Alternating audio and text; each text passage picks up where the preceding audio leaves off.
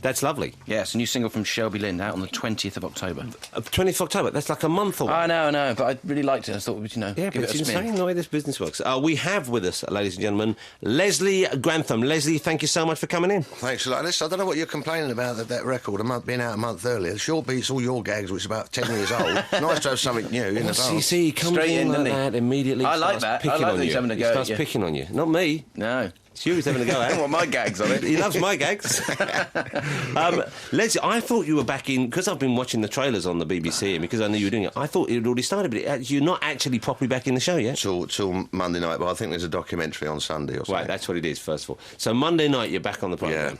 Yeah. It's exciting. I mean, it must be fun for you as well, I imagine. I'm having a fantastic time. You know how miserable and mean and moody I am. Yeah, you're not one who thinks of as a light-hearted fella. So I'm there sort of abusing everyone, which is fantastic. But you said about the shoe thing. Yeah. And I suddenly, and I remember when we first worked together, actually, you were a T-boy on a commercial I did. Was I? Was it? Yeah, it was a campaign to save the whale, and thank God we did, because Pat Butcher's now still in it. Hey! He comes and complains about my jokes. God, that's 15 years old. Now, what's that? Now, the actress who plays Pat Butcher is... Oh, Pam, she's lovely. She's a lovely actress. She does come in for a lot of stick, doesn't she? I know, but when I was in it before, I used to call it Orca. Ben's name for her was Orca. Free Willy. Yeah, well, I don't know sure about that. Which they still have at the BBC, I believe, don't they, in certain rooms? It's credit cards there, isn't it? Leslie Grantham was one of the original cast members of EastEnders. Can you believe it started in 1985? That's amazing. 18 years ago now? Yeah. That's a hell of a long time. And how long were you in it for in the first block? On screen for 4.5 years, but I was only in it for 3.5 because I left and did a year's filming. That's what you did. They stored it all up. I seem to remember you being in it for longer than that, though. I suppose it was such a kind of strong character and it was such an important part of the show. Well, no, I think trouble is that I think what confused the audience was the fact that they kept trying to replace me. You know, then they brought in sort of... Mike Reid, who looks exactly like me, and then Rowley obviously went, which is very sad. Yeah, very sad. Yeah, so they was very sad. But it is great to be back. Letitia Dean, who plays Sharon, obviously is wonderful. Yeah. Nigel, who plays Dennis, and Scarlett, who plays Vicky, because the first 4 episodes basically about that. Yeah, so I then find out I've got another son. I've got a son that I didn't know about. Yeah, wow. And obviously Vicky's there from the liaison with Michelle. And in episode 8, I find out I've got 4 other kids from a liaison previously. And they turn out to be the Teletubbies. And I can't remember sleeping with Anne Widdecombe, so it's really confusing. It's the BBC just trying to tie all the different products together so you can then collect the Leslie Grantham set. With the tweenies and everyone. Yeah. Is it fun being down there back on the set, though? Is it nice for you as an actor to be back in that particular character, in that role? I don't know. I don't know how to take that, calling me an actor. Some people would disagree with that. But, it's very nervous and until it all happens. I mean, everyone seems to be ecstatic about the stuff that we've done, but... I don't know, I could be on a hide into nothing, and I've got no tickets on myself yet either. Yeah. But I think, I understand that Nigel and Letitia and Scarlett are excellent, so... Hopefully I'll be all right. But it's a character you enjoy playing? You actually like him? Yeah, I love him. I mean, he's... What else in this business can you get away with the things that Den got away with, you know? So, and the writers is a bit... Some of the writing is a bit sloppy at the moment, but that's only because they're not used to having me... I've been off the screen for ages, you know, from EastEnders, so I think we're getting there. And the producer's fantastic. Louise is fantastic. So, and why is it, do you think, the characters like Den, though? I mean, the villains, why are they the ones we remember? Why are they the ones we like? I don't know. When you think about JR, I think it's because it's all done with a tongue-in-cheek. The trouble is that when everyone's sort of screaming and shouting and doing all that, the audience gets a bit bored with it. And we had a lot. EastEnders did get quite dour for a while, didn't it? It kind of maybe lost. I think that's a very, very astute word there. Dour. Dour, yes. It sounds like someone who used to play with West Ham. Well, that was Dowie. No, that's fine. No, it's... And I just think... I remember I was talking to Nigel, who plays Dennis, yesterday, and we were talking about a few things. And I remember there was this scene where Anita, who played Angie, was saying, oh, it's all right for you to have affairs with this, this and this, and do this, this and this and this, but I can't, you know, flirt with someone. And the writers had suddenly sort of written a page and a half of then come up, well, that's the way the cookie crumbles. And I said, I'm not going to say that. What are you going to say? Well, I'll do it in one word. And I said to Anita, don't worry, Annie, you know, the camera's still on you at the end for your reaction, so that's fine. So she did all this thing, and I just went tough and walked through the door. And the day after that episode came out, people stopped me in the street and said, I hated you last night, you bee. Yeah. But you made me laugh. And I think that's the thing about Den, he actually did make people laugh. And it was kind of more realistic, because often you do get a kind of slightly flowery prose in dramas like that, which people don't actually speak like. No. And then I think that's, you know, I've been gone 15 years because my middle son was born just after I left. So yeah, I've been off screen about 14 and a half years. So it's nice to be fondly remembered. You know, I can't. Yeah. I don't walk down the street and people say, "Oh, right, Den or Dirty or Boy or Dirty." Yeah. That's what they shout Christine Aguilera as well these days. Dirty. So it's very flattering. Yeah. And it's, you know, I've had a good time since I left EastEnders. Well, I know you have, because I mean you've been cropping up in any number of dramas, but also you were hosting for many years, or you were an integral part of the excellent Fort Boyard. Oh, I love that. It's my Fort holiday. Boyard on Channel 5. Yeah, it's what a show. It was a holiday gig. Well, let's hang on. Let's hold that thought. Let's keep it in the holiday frame of mind. We'll have some music, and we will both talk at some length, I'm sure. How long have you got about Fort Boyard? What are we going to play, Andy? Bit of Clash. Lovely. That's the mighty Clash there. God bless him. Joe Strummer no longer with us, sadly, but what a great band. We have Dirty Den with us. Leslie Grantham, ladies and gentlemen. He's here. Everyone knows him as Dirty Den. I don't care. For many years, you were the place you occupied in my heart was because of your role on Fort Boyard. Marvellous. I loved it. For those who didn't see it, because some people won't have seen it, being on Channel 5, of course, describe in broad strokes the concept of the show. It's Crystal Maze with violence. Crystal Maze with attitude. Yeah. And no maze. Yes, right. Where did you film that? La Rochelle, which is in France, near the Bay of Biscay, about 18 kilometres out in the sea. Wonderful gig. And the only reason I got it is I got a phone call one day from a dear friend of mine, and he said, "Hello, Les, it's Joe." And I mean, how can you not know it's Joe Pasquale at the end of the phone with a voice like that? I said, "What's the matter, mate?" He said, "Got a friend of mine wants to take you to France, pay you lots of money, do lots of things with women with big breasts. Do you want to go and do it?" So I said, "I don't know. I'll have a check it out." Do you get these kind of phone calls often? Can't BT put a stop on that kind of pest?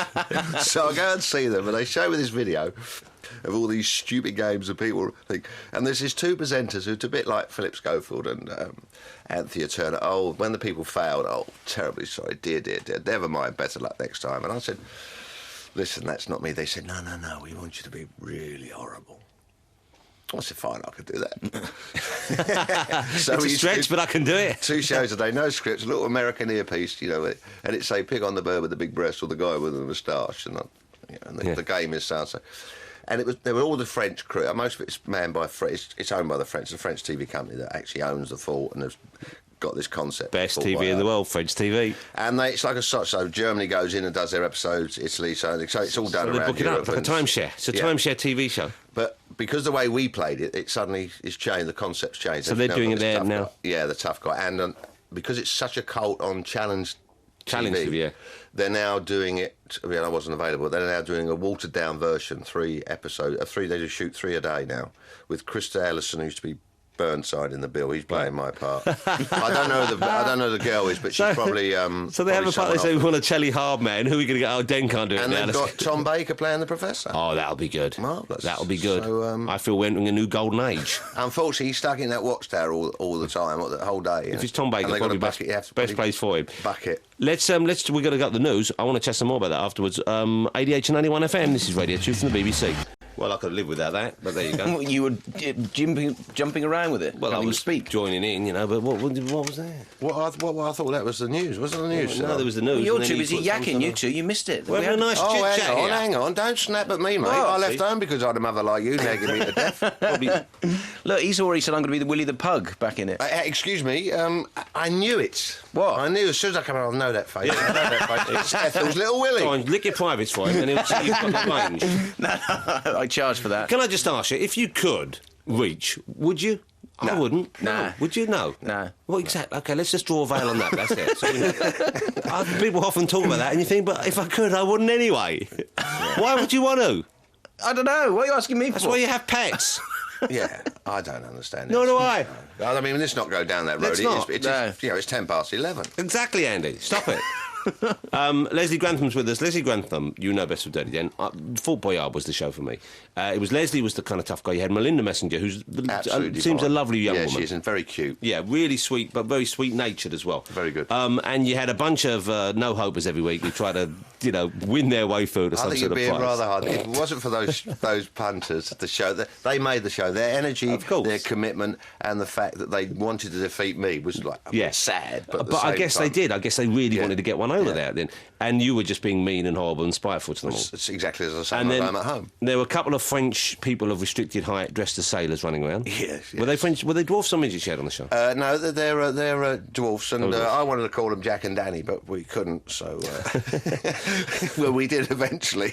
But what a great holiday that must be. Yeah, it was. It was actually 3 weeks of. Hopefully, my wife's not listening. No, it was very hard work. I mean, I worked non-stop. Sweating.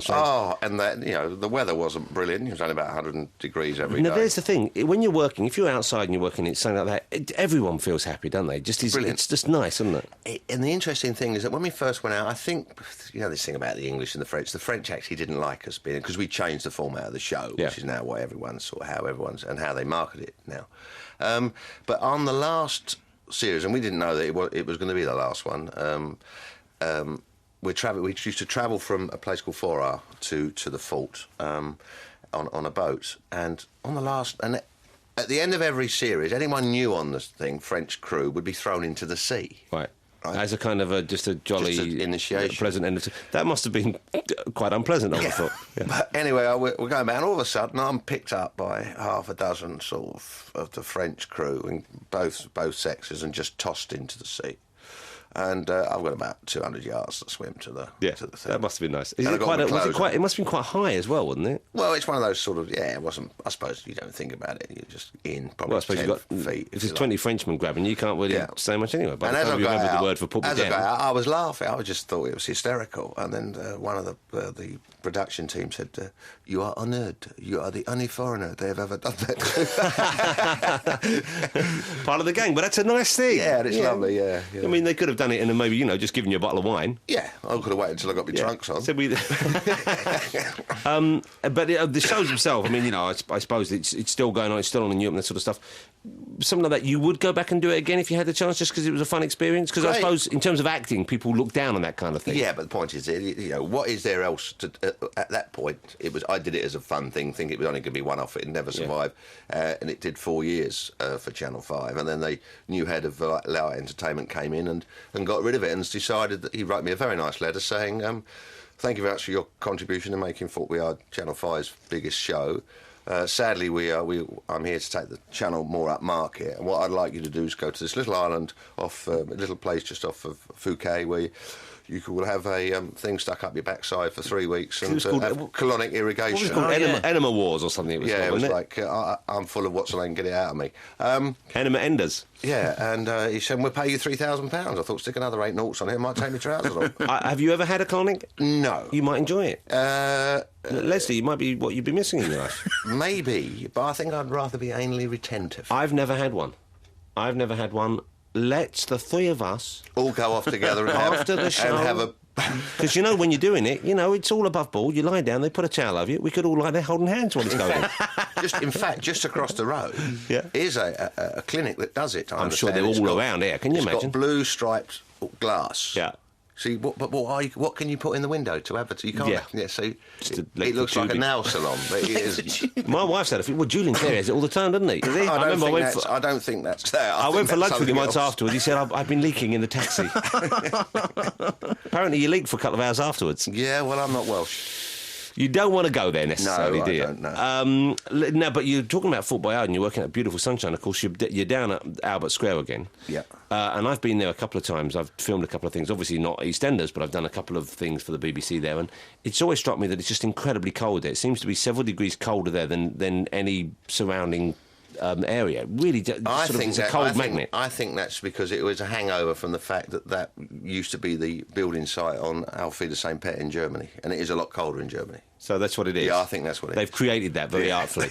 But it must be this time of year when you're going out filming, as it's now. I mean, I know we've had a lovely late summer, which has been beautiful, but now it's getting chilly. and you're filming ahead, when it gets to Christmas time, when you're filming kind of February, March, I mean, it must be, I would have thought, just bitter. Well, I was there till 11 o'clock last night, and I started to get cold about 11. But listen, I'm just, I mean, I feel more sorry for the runners and the art department and the prop guys, because they're there an hour before we are, and they leave an hour after we do. That's a tough scheduling. And it's, you know, they're the hardest working ones. But they can wear clothes which are appropriate to the seasons. Yeah, but at the same time, they've still got it. It doesn't matter what you've got on. If you're standing on a cold floor, and for hours on end, it's creeped through it. I don't care what you wear. It really does get up to the feet, doesn't it? Yeah, I mean, your mum's out there, as we know, and in fact, I called her yesterday, nicking all the fruit and veg off the barrel. She's a thief. She's going to lunch on Sunday. She said at your place, and that you were too tight, so she was taking the vegetables. You see, we know that's not true, Leslie. Well, everyone it's a good story, though. True. Yeah, as if I wouldn't provide for my dear old mother. Listen, what was her name again, Leslie? Martha. She said to me that she was worried yesterday because she hadn't been round to empty your dishwasher and you probably had nothing to drink out. She hasn't been round for it. Well, no, she came round a while ago. The problem with my mum coming round, of course, is when she comes round, you can't get rid of her, can you? Well, I can get rid of her, but she always brings something from the pound shop. And I'll be honest with you, I don't really need anything from the pound shop. If I wanted something from the pound shop, I would go to the pound shop myself. No, I love going. Don't you love going to the pound shops? I do love. I say to the bloke, "How much is that?" And he said a pound. And he said, "How much is that?" So after about 2 hours later, and this pound. I think it's great. Have you not got the idea? But she bought me out. She did bring me a useful thing from the pound shop last time. She bought me a giant match, a kind of metal match. It's about 1.5 feet long, maybe 2 feet long, to light the gas with. The ugliest thing you've seen in your life. I've got to have it in my... No, your mum's not like that. Your mum's very attractive. The only good thing was she said, I was delighted, I bought one for you, and Paul said, you know, my other brother, said, how much did you get that for? I said, £1. He said, I paid £15 for mine. But you were an all-electric, yours, isn't it? But here's the thing, is we lie to her. Yeah. When she gets something for £1, you say, I can't believe you got it for £1, Mum. I saw that for 27 quid the other day. And then she feels good. I know, I've noticed that with those glasses she wears. The fact that you know, if you got it for 70p somewhere else, it would crush her. She's brilliant, your mum. Did she ever bring you anything from the pound shop? No, I never get a word in with your mum. I say, hi, Martha. She's off and away. OK, well, Leslie Grantham is back in EastEnders on Monday night. Fans of EastEnders will be delighted, I'm sure. Don't know. I had a couple out their side this morning. They're going back to the home later. Now, you see, that's not necessarily kind. I think it was. Have you seen? There used to be a woman who hung outside Broadcasting House who was a big Bruno Brooks fan, wasn't and she had that alone is cause for worry. How can you be a big Bruno Brooks fan? She was the biggest. Little. Yeah, but she had... He's not big, Bruno's She used to cover herself with photographs. Yeah, and she also had a T-shirt that had seen better days with Bruno Brooks Roadshow written on it. God bless her if she's still out there. Good luck to you. And Bruno's still going. Didn't he turn up on Fort Boyard as one of the little French fellas? No, I think that was a distant relation. Okay. No, Bruno does fishing. A French relation. He's fishing. We better say goodbye to Leslie. Yeah. We've got to do our quiz. Are you going to play any decent music this morning? Well, what do you listen to?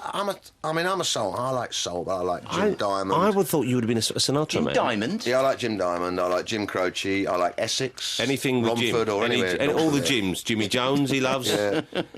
But if you ever play sometime, you want to play a record for me, I think it's... Bobby Womack one called Harry Hippie. Harry Hippie by Bobby Womack. I've never even heard of that. Harry Hippie, I like the sound of that. It's a great song. Harry, would you like me to play a track by Loretta Lynn? Oh, why not? Is she still alive? I've no idea. Because most people this morning you played have been dead. See, he comes in here. I was going to put something on for him. And having looked in the what have you got there? I've got some Temptations. The Temptations, you like Temp? Oh, the Temps. Which one you got there, love? The Way You Do the Things You Do. 7 Rooms of Gloom, that's a good one. Oh, yeah. What else is on there? That wasn't on. That wasn't. What have you got? While we're here, I might have to do the show myself, you know. Give me that here. Little Effel's Willie one side, I've got Martha's Son the other. Have you got I Wish It Would Rain on that one? Is that on that one? Oh, I love that one, David Ruffin. Hang on. I Wish It Would Rain, track 20. Put it on. I wish it would rain. Send out some Weetos for some Bonios. Is he going yet? For Pug. Are you ready? No, he's going to listen to this, isn't he? He's going to go out. I'll stay and listen to that. I'll go out. Are you ready? Yeah. This is the Temptations. I wish it would rain. You can't beat a bit of Sting. No. He was on the talk show I did for the BBC last week. What a pleasant man. What a great, nice guy to hang around with. And he really seems very relaxed and in a nice place these days, as indeed does Leslie, although I'm a bit distressed to see you still here. Well, I'm getting paid by the minute, mate. Well, so I thought we all thank said... God you don't stutter. You'll be paying me double. Didn't we say goodbye a minute ago? Some people just can't take a hint. That's why he's back on EastEnders. He's been hanging around for 14 years. Finally, they've let him back in. Right, that's 5 Pug. See you back in the pub. Yeah. I don't know why he's calling me Pug. I think you're going to get an offer from them. Lesley, thank you very much indeed. Leslie's off. Yeah, good. I think the idea of you sneaking into the show now is catching on. Robbie Williams did it once, didn't he? Didn't he appear on the phone or something? There's always people who want to just... I'd like to see you in the corner. All right. Anyone EastEnders listening, I'll be in a pub. Let's see if we can sneak you in. Oh, that'd be good, wouldn't it? As a pug? You can be obnoxious man at bar number 3. OK. Slightly drunk, complaining about the quality. I could pick on Leslie Grantham. I don't know whether you want to do that.